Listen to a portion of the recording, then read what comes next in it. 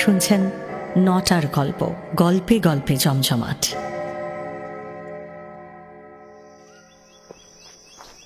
গ্রামের নাম কাশীপুর। গ্রাম ছোট, জমিদার আরো ছোট, তবু দাপটে তাঁর প্রজারা টু শব্দটি করিতে পারে না। ছোট ছেলের জন্মতিথি পূজা।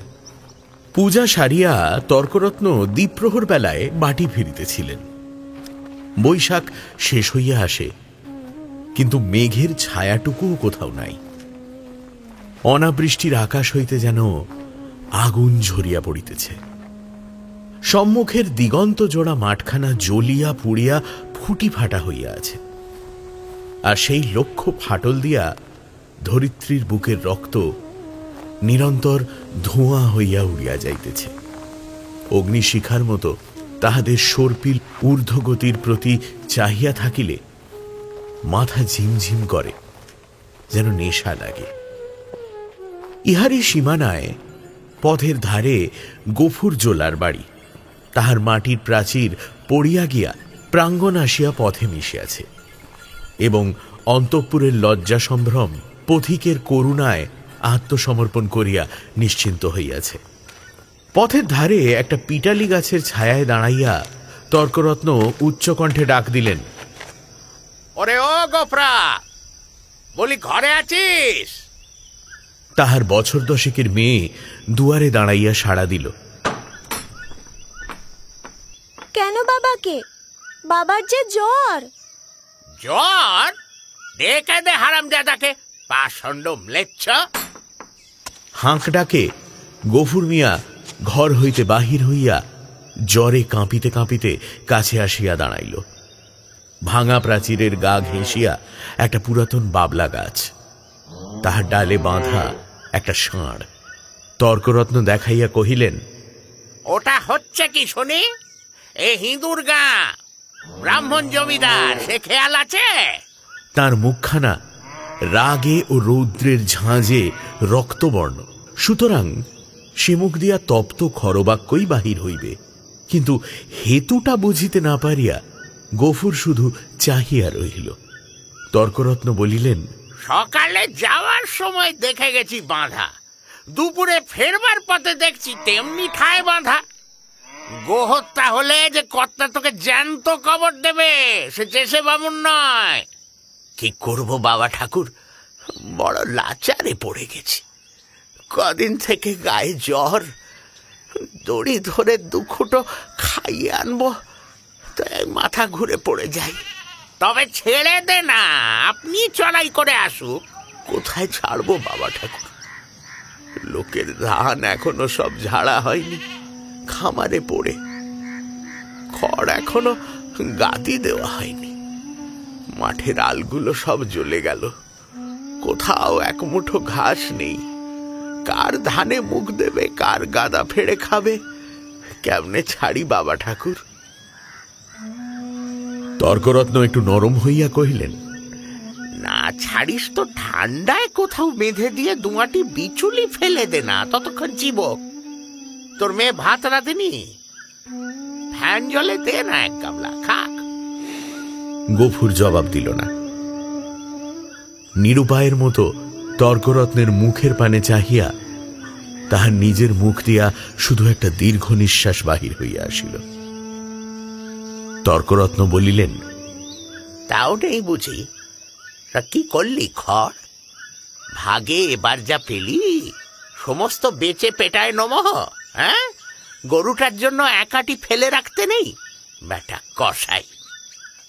এই নিষ্ঠুর অভিযোগে গফুরের যেন বাক রোধ হইয়া গেল।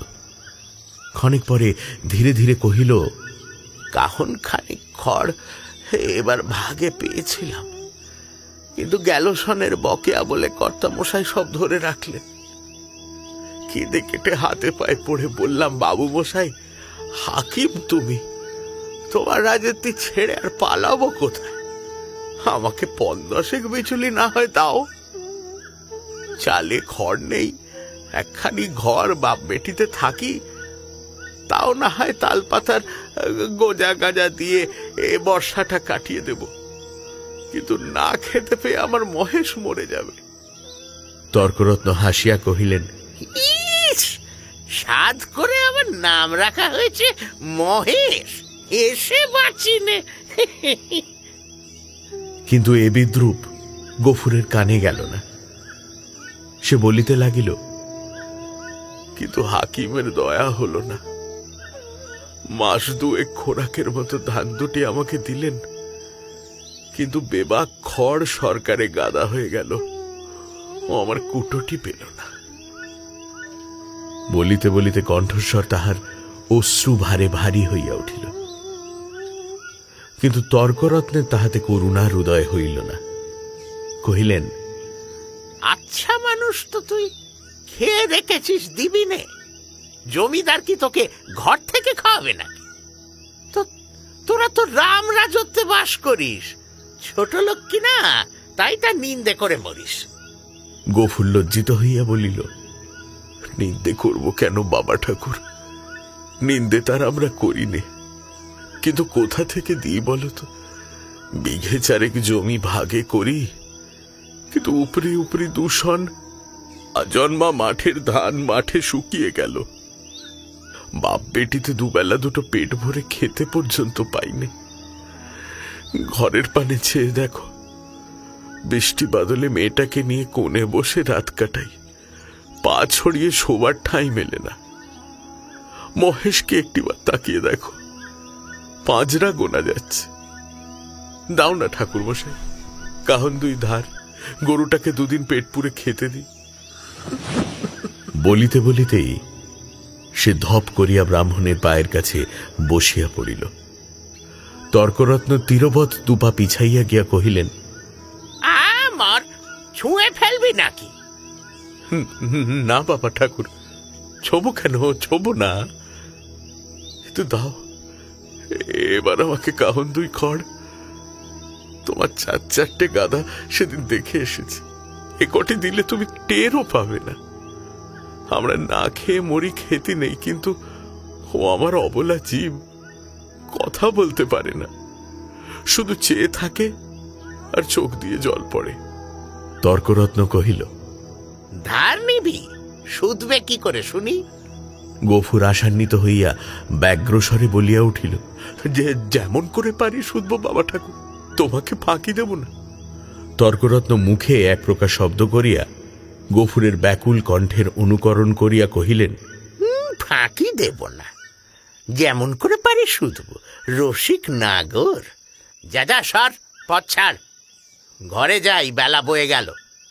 এই বলিয়া তিনি একটু মুচকিয়া হাসিয়া পা বাড়াইয়া সহসা সভয়ে পিছাইয়া গিয়া সক্রোধে বলিয়া উঠিলেন, আমার শিং নেড়ে আসে যে, গুঁতবে নাকি? গফুর উঠিয়া দাঁড়াইল। ঠাকুরের হাতে ফলমূল ও ভিজা চালের পুটুলি ছিল, সেইটা দেখাইয়া কহিল, গন্ধ পেয়েছে, এক মুঠো খেতে চায়। খেতে চায় তা বটে, যেমন চাষা তা তেমনি বলদ। খড় জোটে না, চাল কলা খাওয়া চাই।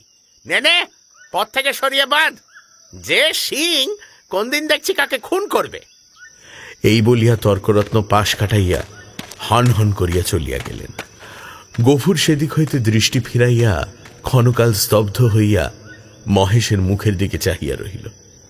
তাহার নিবিড় গভীর কালো চোখ দুটি বেদনা ও ক্ষুধায় ভরা। কহিল, তোকে দিলে না এক মুঠো? ওদের অনেক আছে, তবু দেয় না, না দিকে। তাহার গলা বুঝিয়া আসিল, তারপরে চোখ দিয়া টপটপ করিয়া জল পড়িতে লাগিল। কাছে আসিয়া নীরবে ধীরে ধীরে তাহার গলায়, মাথায়, পিঠে হাত বুলাইয়া দিতে দিতে চুপি চুপি বলিতে লাগিল, মহেশ, তুই আমার ছেলে, তুই আমাদের 8 সন প্রীতিপালন করে বুড়ো হয়েছিস। তোকে আমি পেট পুড়ে খেতে দিতে পারিনি, কিন্তু তুই তো জানিস তোকে আমি কত ভালোবাসি। মহেশ প্রত্যুত্তরে শুধু গলা বাড়াইয়া আরামে চোখ বুজিয়া রহিল।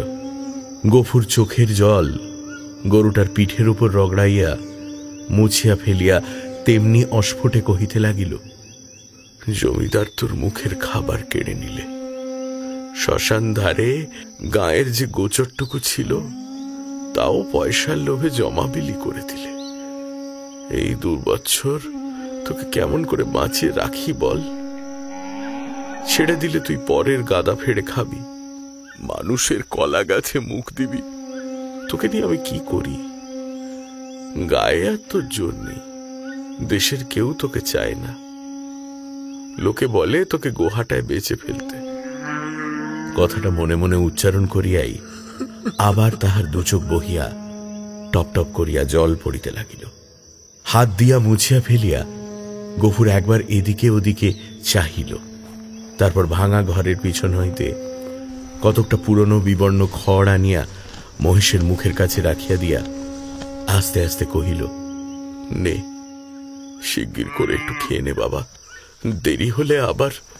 বাবা, কেন মা? ভাত খাবে, এসো। এই বলিয়া আমিনা ঘর হইতে দুয়ারে আসিয়া দাঁড়াইল।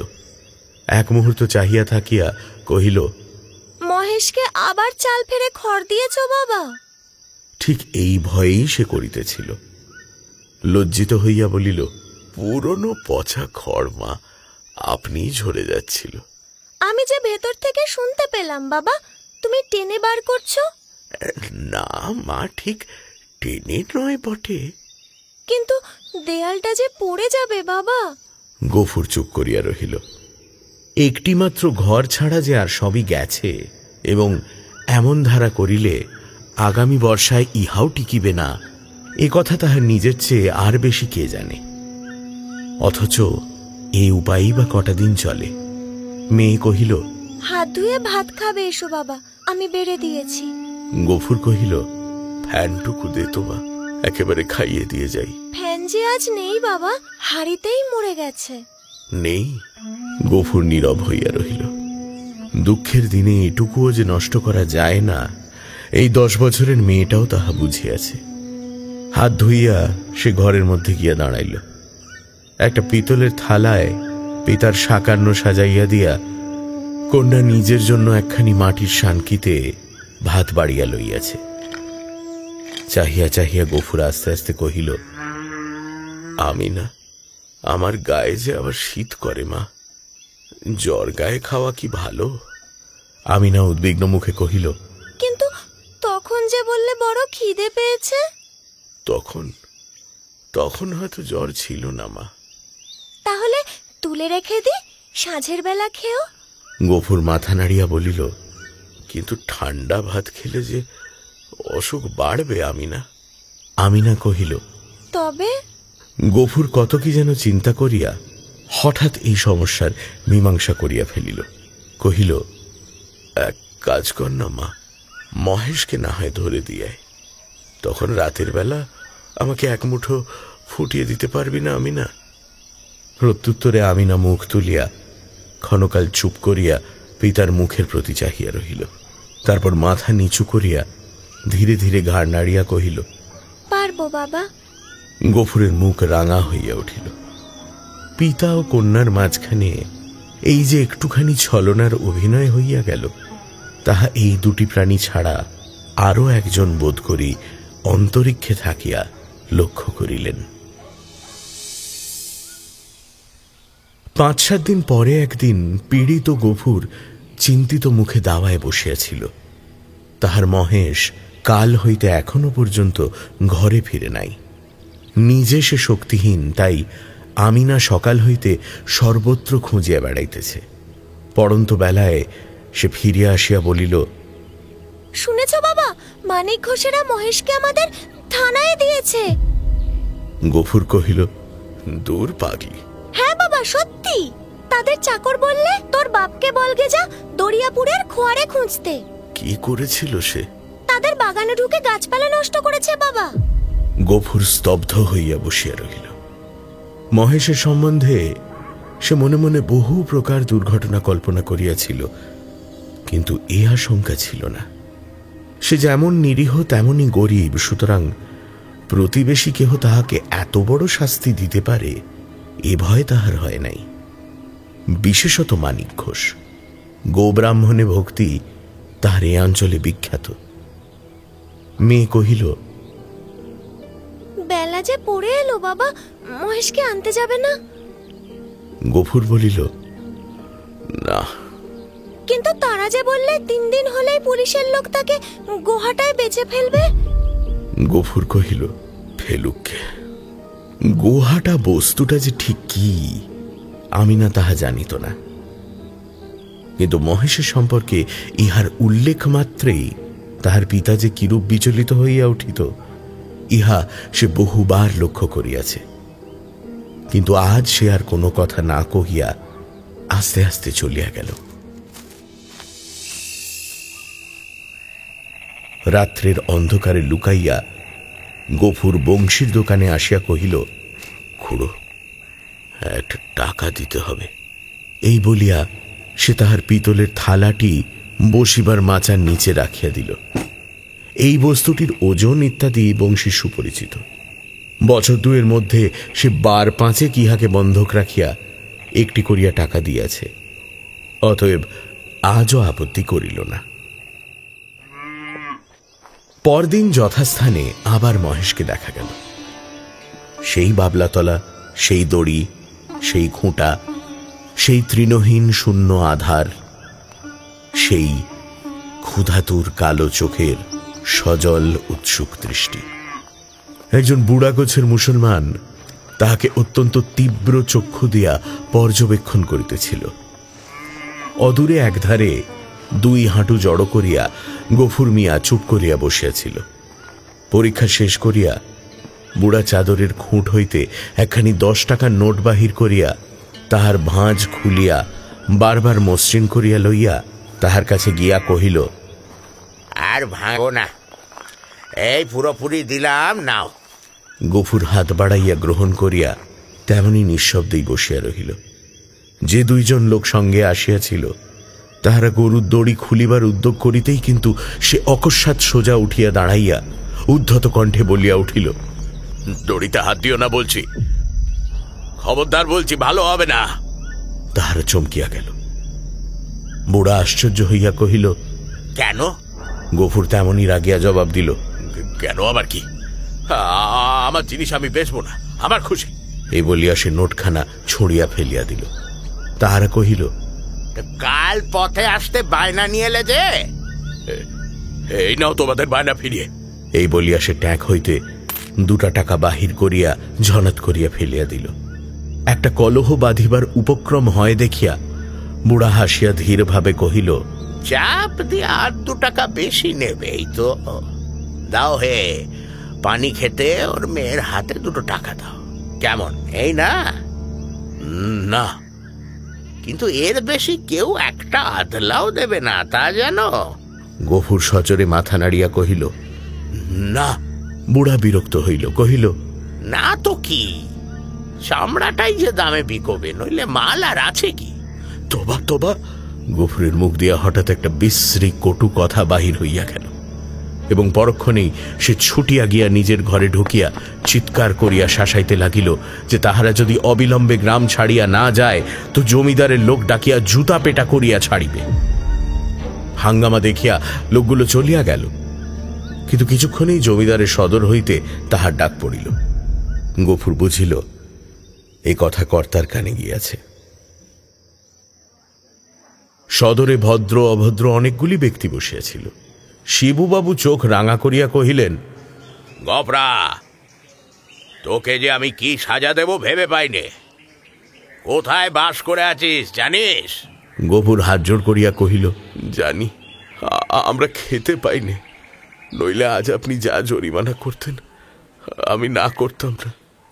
সকলেই বিস্মিত হইল। এই লোকটাকে জেদি এবং বদমেজাজি বলিয়াই তাহারা জানিত। সে কাঁদো কাঁদো হইয়া কহিল, এমন কাজ আর কখনো করব না কর্তা। এই বলিয়া সে নিজের 2 হাত দিয়া নিজের 2 কান মলিল এবং প্রাঙ্গণের একদিক হইতে আরেক দিক পর্যন্ত নাক্ষর দিয়া উঠিয়া দাঁড়াইল। শিবু সদয় কণ্ঠে কইলেন, আচ্ছা আচ্ছা, যা হয়েছে, আর কখনো এসব মতিবুদ্ধি করিস নে। বিবরণ শুনিয়া সকলেই কণ্টকিত হইয়া উঠিলেন এবং এ মহাপাতক যে শুধু কর্তার পুণ্য প্রভাবে ও শাসন ভয়েই নিবারিত হইয়াছে সে বিষয় কাহারও সংশয় মাত্র রহিল না। তর্করত্ন উপস্থিত ছিলেন। তিনি গো শব্দের শাস্ত্রীয় ব্যাখ্যা করিলেন এবং যে জন্যই ধর্মজ্ঞানহীন ম্লেচ্ছ জাতিকে গ্রামের ত্রিসীমানায় বসবাস করিতে দেওয়া নিষিদ্ধ তাহা প্রকাশ করিয়া সকলের জ্ঞান নেত্র বিকশিত করিয়া দিলেন। গফুর একটা কথার জবাব দিল না। যথার্থ প্রাপ্য মনে করিয়া অপমান ও সকল তিরস্কার সবিনয় মাথা পাতিয়া লইয়া প্রসন্ন চিত্তে ঘরে ফিরে আসিল। প্রতিবেশীদের গৃহ হইতে ফ্যান চাহিয়া আনিয়া মহেশকে খাওয়াইল এবং তাহার গায়ে মাথায় ও শিঙে বারংবার হাত বুলাইয়া অস্ফুটে কথা বলিতে লাগিল। জ্যৈষ্ঠ শেষ হইয়া আসিল। রুদ্রের যে মূর্তি একদিন শেষ বৈশাখের আত্মপ্রকাশ করিয়াছিল, সে যে কত ভীষণ, কত বড় কঠোর হইয়া উঠিতে পারে তাহা আজিকার আকাশের প্রতি না চাহিলে উপলব্ধি করাই যায় না। কোথাও যেন করুণার আভাস পর্যন্ত নাই।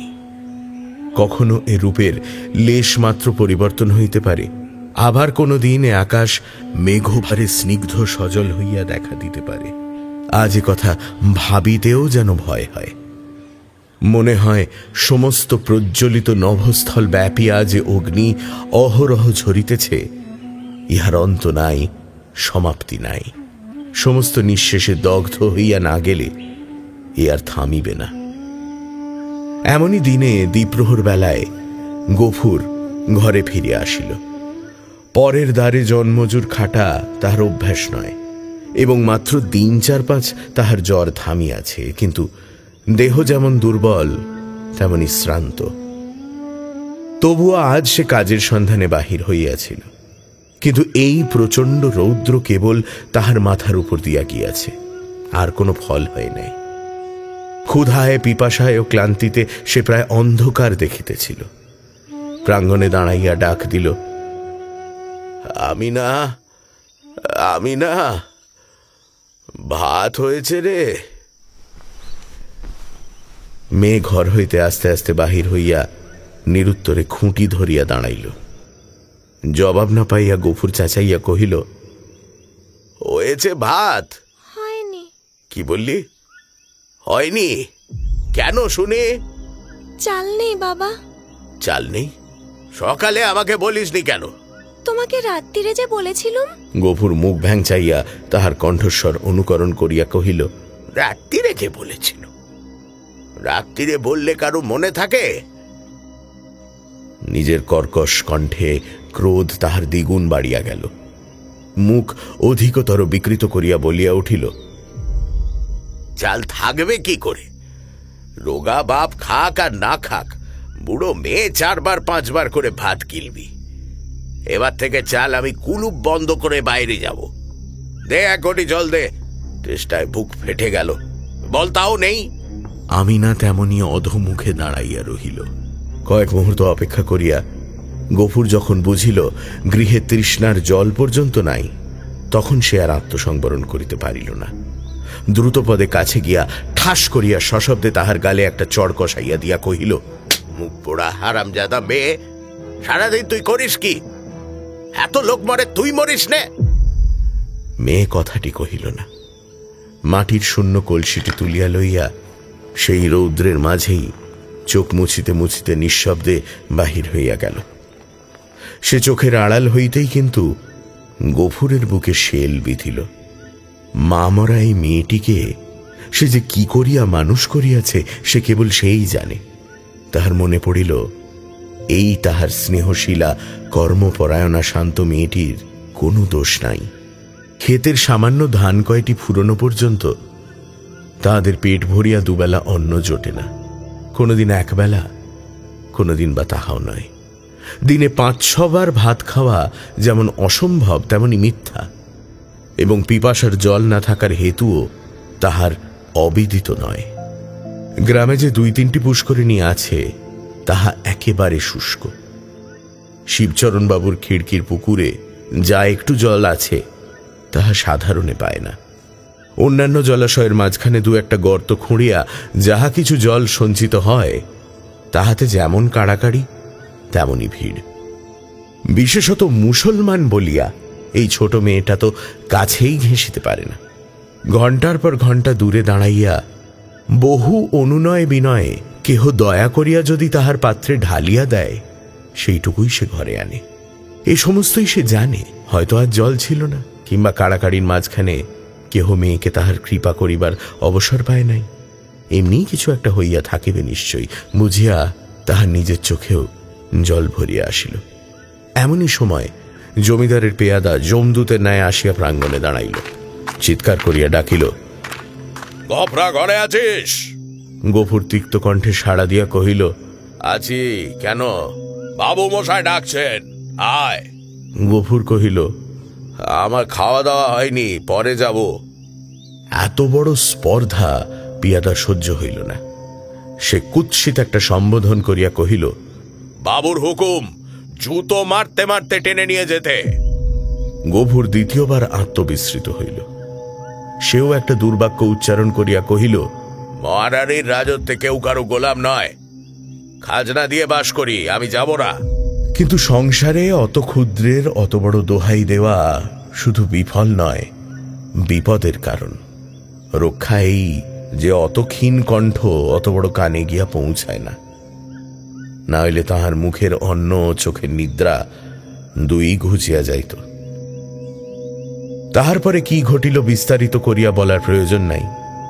কিন্তু ঘণ্টাখানেক পরে যখন সে জমিদারের সদর হইতে ফিরিয়া ঘরে গিয়া নিঃশব্দে শুইয়া পড়িল, তখন তাহার চোখ মুখ ফুলিয়া উঠিয়াছে। তাহার এত বড় শাস্তির হেতু প্রধানত মহেশ। গফুর বাটি হইতে বাহির হইবার পরে সেও দড়ি ছিঁড়িয়া বাহির হইয়া পড়ে এবং জমিদারের প্রাঙ্গণে ঢুকিয়া ফুল গাছ খাইয়াছে, ধান শুকাইতেছিল তাহা ফেলিয়া ছড়াইয়া নষ্ট করিয়াছে। পরিশেষে ধরিবার উপক্রম করায় বাবুর ছোট মেয়েকে ফেলিয়া দিয়া পলায়ন করিয়াছে। এরূপ ঘটনা এই প্রথম নয়, ইতিপূর্বেও ঘটিয়াছে। শুধু গরিব বলিয়াই তাহাকে মাপ করা হইয়াছিল।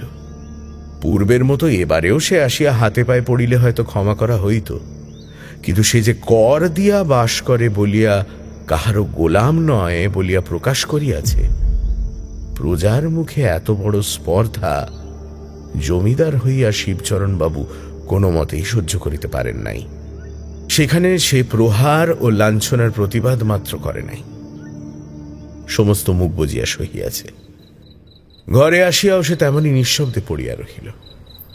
ক্ষুধা তৃষ্ণার কথা তার মনে ছিল না, কিন্তু বুকের ভিতরটা যেন বাহিরের মধ্যাহ্ন আকাশের মতোই জ্বলিতে লাগিল। এমন কতক্ষণ কাটিল তাহার হুঁশ ছিল না, কিন্তু প্রাঙ্গণ হইতে সহসা তাহার মেয়ের আর্তকণ্ঠ কানে যাইতেই সে সবেগে উঠিয়া দাঁড়াইল এবং ছুটিয়া বাহিরে আসিয়া দেখিল আমিনা মাটিতে পড়িয়া এবং বিক্ষিপ্ত ভাঙা ঘট হইতে জল ঝরিয়া পড়িতেছে, আর মহেশ মাটিতে মুখ দিয়া সেই জল মরুভূমির মতো যেন শুষিয়া খাইতেছে। চোখের পলক পড়িল না, গফুর দিকবিদিক জ্ঞান শূন্য হইয়া গেল। মেরামত করিবার জন্য কাল সে তাহার লাঙলের মাথাটা খুলিয়া রাখিয়াছিল, তাহাই দুই হাতে গ্রহণ করিয়া সে মহেশের অবনত মাথার উপরে সজোরে আঘাত করিল। একটিবার মাত্র মহেশ মুখ তুলিবার চেষ্টা করিল, তাহার পরেই তাহার অনাহার ক্লিষ্ট শীর্ণ দেহ ভূমিতলে লুটাইয়া পড়িল। চোখের কোণ বাহিয়া কয়েক বিন্দু অশ্রু ও কান বাহিয়া ফোঁটা কয়েক রক্ত গড়াইয়া পড়িল। বারদুই সমস্ত শরীরটা তাহার থরথর করিয়া কাঁপিয়া উঠিল। তারপরে সম্মুখ ও পশ্চাতের পা দুটো তাহার যত দূর যায় প্রসারিত করিয়া দিয়া মহেশ শেষ নিঃশ্বাস ত্যাগ করিল। আমিনা কাঁদিয়া উঠিয়া বলিল, কি করলে বাবা? আমাদের মহেশ যে মরে গেল। গফুর নড়িল না, জবাব দিল না, শুধু নির্নিমেষ চক্ষে আর এক জোড়া নিমেষহীন গভীর কালো চক্ষের পানে চাহিয়া পাথরের মতো নিশ্চল হইয়া রহিল। ঘণ্টা দুইয়ের মধ্যে সংবাদ পাইয়া গ্রামান্তের মুচির দল আসিয়া জুটিল। তাহারা বাঁশে বাঁধিয়া মহেশকে ভাগাড়ে লইয়া চলিল। তাহাদের হাতে ধারালো চকচকে ছুরি দেখিয়া গফুর শিহরিয়া চক্ষু মুদিল, কিন্তু একটা কথাও কহিল না। পাড়ার লোকে কহিল তর্করত্নের কাছে ব্যবস্থা নিতে জমিদার লোক পাঠিয়েছেন, প্রাচীর তীরের খরচ জোগাতে এবার তোকে না ভিটে বেচতে হয়। গফুরে সকল কথারও উত্তর দিল না। দুই হাঁটুর উপর মুখ রাখিয়া ঠায়ে বসিয়া রহিল।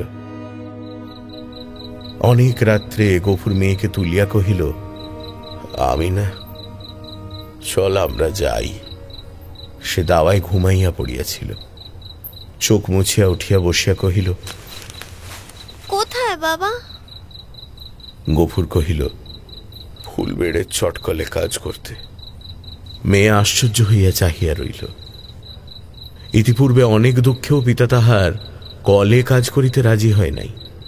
সেখানে ধর্ম থাকে না, মেয়েদের ইজ্জত আব্রু থাকে না, এ কথা সে বহুবার শুনিয়াছে। গফুর কহিল, দেরি করিস নে মা, চল, অনেক পথ হাঁটতে হবে। আমি না জল খাইবার ঘটি ও পিতার ভাত খাইবার পিতলের থালাটি সঙ্গে লইতেছিল। গফুর নিষেধ করিল, ও সব থাক মা, ওতে আমাদের মহেশের প্রাচিত্তির হবে। অন্ধকার গভীর নিশীথে সে মেয়ের হাত ধরিয়া বাহির হইল। এ গ্রামে আত্মীয় কেহ তাহার ছিল না, কাহাকেও বলিবার কিছু নাই। আঙিনা পার হইয়া পথের ধারে সেই বাবলাতলায় আসিয়া সে থমকিয়া দাঁড়াইয়া সহসা হু হু করিয়া কাঁদিয়া উঠিল। নক্ষত্র খচিত কালো আকাশে মুখ তুলিয়া বলিল, আল্লাহ,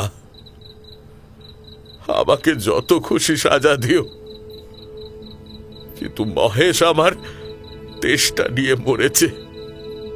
তার চোরে খাবার এতটুকু জমি কেউ রাখেনি যে তোমার দেওয়া মাঠের ঘাস, তোমার দেওয়া তেষ্টার জল তাকে খেতে দেয়নি। তার কসুর তুমি যেন কখনো মাফ করো না।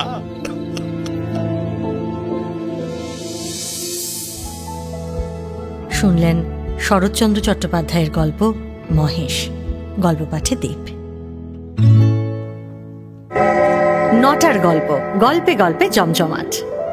আমাদের এই চ্যানেলটি শেয়ার ও সাবস্ক্রাইব করুন। বেল আইকন প্রেস করতে ভুলবেন না কিন্তু।